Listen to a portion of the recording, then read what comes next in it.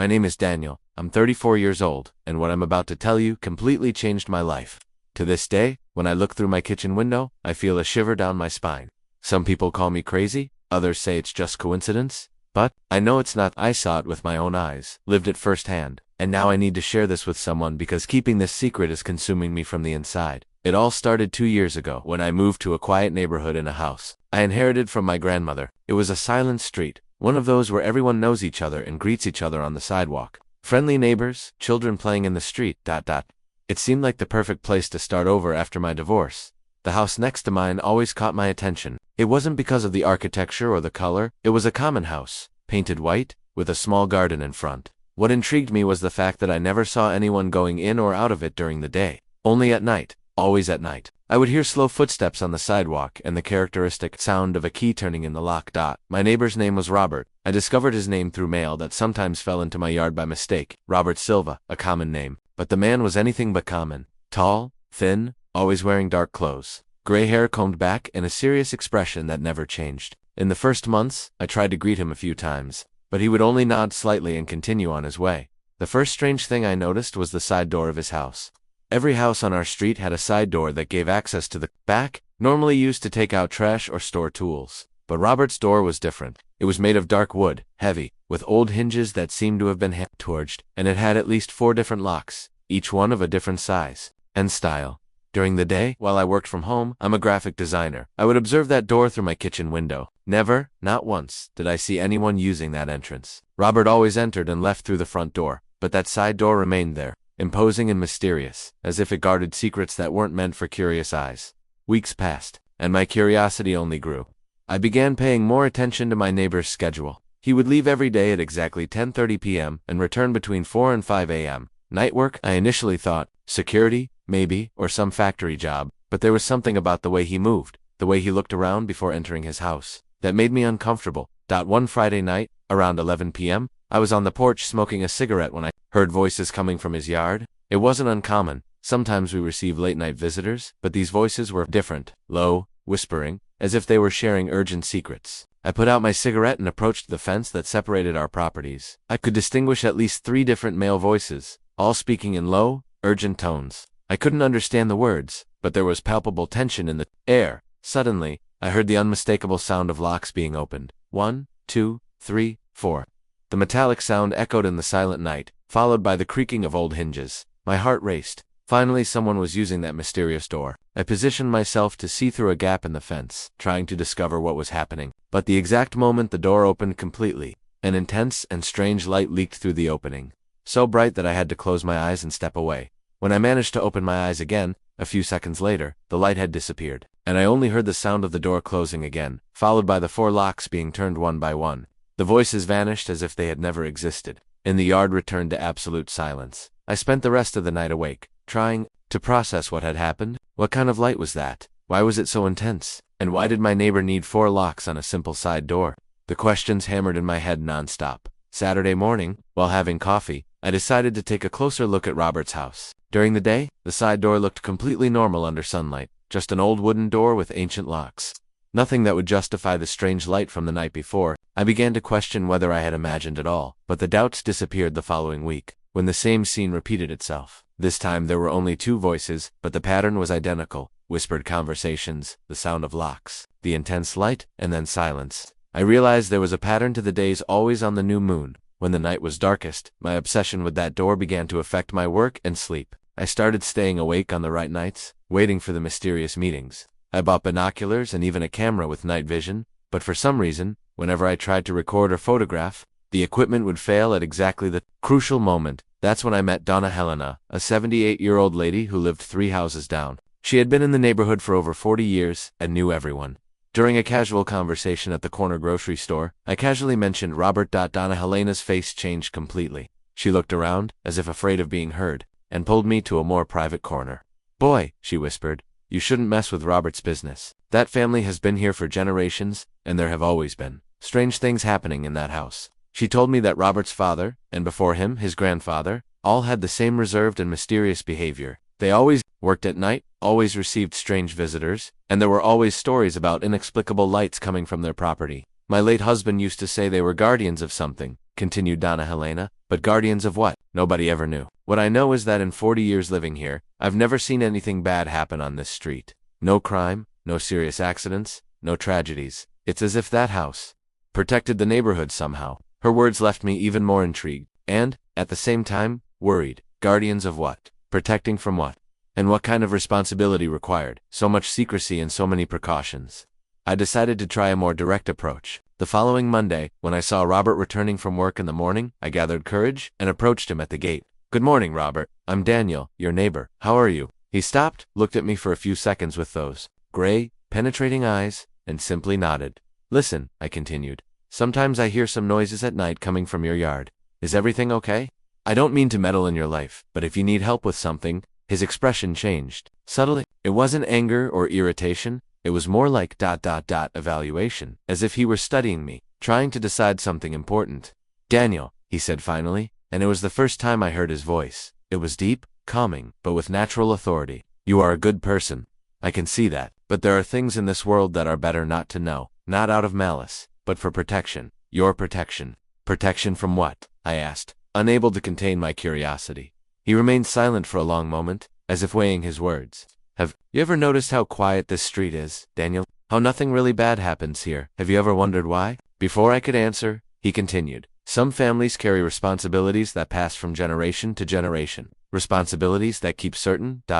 things away from innocent people. It's a heavy burden, but necessary." My heart was racing. "What kind of things?" Robert looked directly into my eyes and, for the first time, I saw tiredness in his expression, a deep tiredness of decades. "Things that come from darkness, Daniel. Things that feed on fear, anger, despair. This door," he gestured discreetly, "toward the house, doesn't open for anyone because it's not for anyone. It's a passage, and my job is to ensure it remains sealed." I felt a shiver run down my spine. Passage to where? Two places you don't want to know. Two dimensions where creatures have waited centuries for a chance to cross into our world. I should have run away, should have thought he was crazy. But there was something about the way he spoke, the sincerity in his eyes, that made me believe every word. "Why are you telling me this?" I asked. "Because you have the gift, Daniel. You can see the light. Most people couldn't. That means you have potential to ... understand ... these things." In the following days, I couldn't stop thinking about the conversation. Was Robert serious? Did creatures from other dimensions really exist, trying to invade our world? And did I have some kind of special gift? The answer came the following Friday, when something happened that changed everything. It was a particularly dark night. Moonless, and I was in the kitchen preparing a snack when I heard a sound I had never heard before. It was like a tearing, as if the air itself was being cut. I looked through the window and saw something that made me question my sanity. Robert's side door was open, but not completely. It was ajar, and through the crack leaked not that intense light I had seen before, but something much worse. It was pure darkness, but a darkness that moved, that pulsed as if it were alive, and from inside that darkness, things began to emerge. I don't know how to describe what I saw. They were shadows with their own form, but shadows that moved against logic, that climbed walls and contorted in impossible ways. There were at least a dozen of them, and they all seemed to be trying to spread throughout the yard. That's when I saw Robert. He was in the center of the yard, but he wasn't alone. There were 3 other people with him, all wearing dark clothes, and carrying objects that glowed with a faint golden light. They formed a circle around the door, and they were ... singing. No, it wasn't quite singing. It was more like a rhythmic recitation in a language I had never heard. The shadows reacted to the recitation. They writhed, seemed to fight against something invisible, and slowly began to retreat toward the door. But some of them tried to escape, sliding along the edges of the yard toward the street. One of them came straight at me. I can't explain the terror I felt when that thing approached my window. It wasn't just fear. It was as if all joy, all hope, was sucked from my body. I felt deep sadness and inexplicable anger growing inside me.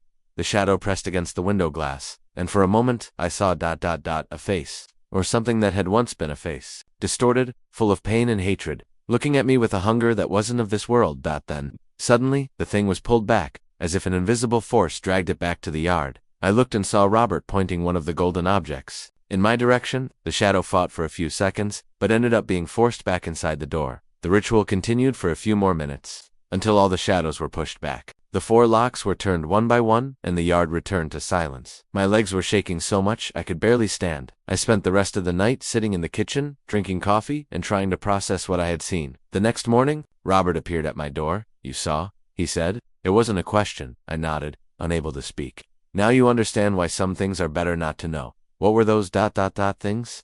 I finally managed to ask. Fragments of lost souls, creatures that were once human, but got lost between dimensions and were corrupted by darkness. They feed on negative emotions and, if they managed to escape, would spread despair and chaos wherever they went. Robert sat on my porch, and for the first time I saw him seem human. Tired, overwhelmed, but human. My family has guarded this passage for over 100 years, he continued. My great-grandfather discovered it by accident when he built the house. Since then, someone from the family has always had to stay here, maintaining the seal, ensuring nothing escapes. And the others, the people who are with you, other guardians. There are passages like this in various parts of the world, and we help each other when necessary. Yesterday was a special case. Something on the other side was pressing with more force than normal. We remained silent for a few minutes. Then he said something that changed my life forever. Daniel, I'm getting old. My son died in an accident 5 years ago, and I have no other relatives. At some point, I'll need someone to continue this work. My heart raced. Are you suggesting that? I'm suggesting you think about it. You have the gift, you've seen the truth, and you're a good person. I'm not asking for an answer now, but if something happens to me, if I can no longer fulfill my responsibility, someone needs to be ready. The following months were the strangest of my life.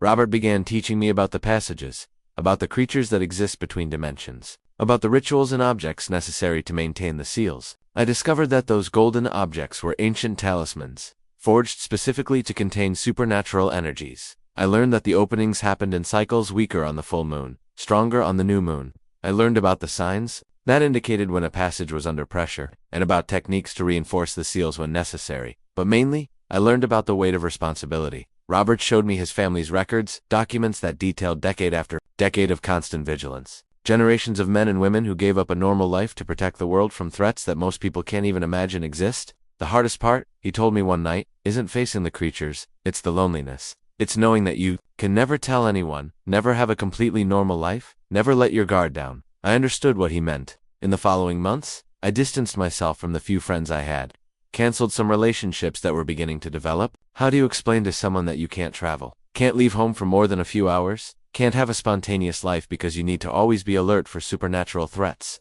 But I also began to understand the satisfaction that came with the work. With each successful ritual, each contained threat, I knew I was protecting innocent people, children sleeping in their beds, families watching TV, couples planning the future, all living their normal lives. Because someone was guarding the doors that keep nightmares on the other side.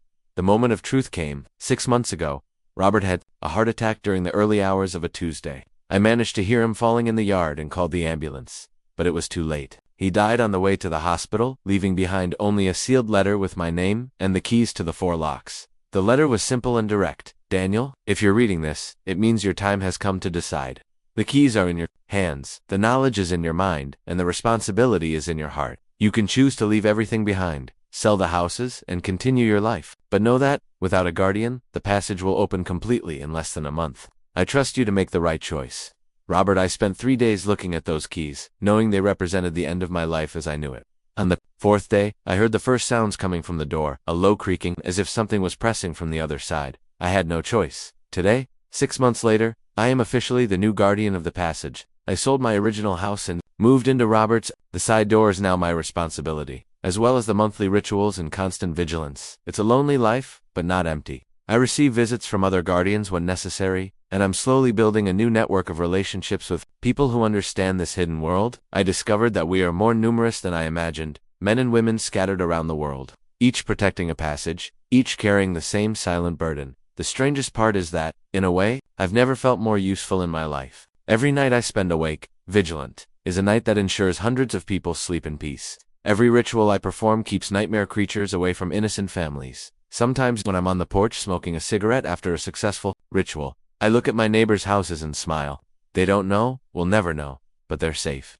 And that safety has a price that someone needs to pay. Today, it's my turn to pay that price. So, if you're hearing this story and thinking it's fantasy, that it's impossible, look around. Observe your street, your neighbors. Maybe there's someone like Robert, like me, living silently beside you, guarding a door that must never be opened. And if one day you hear strange sounds coming from a neighbor's house, if you see inexplicable lights in the early morning, remember this story. Maybe it's just someone watching TV late at night. Or maybe it's someone keeping the monsters away from your door. The choice to believe or not is yours. But I'm here, every night, ensuring that you have that choice.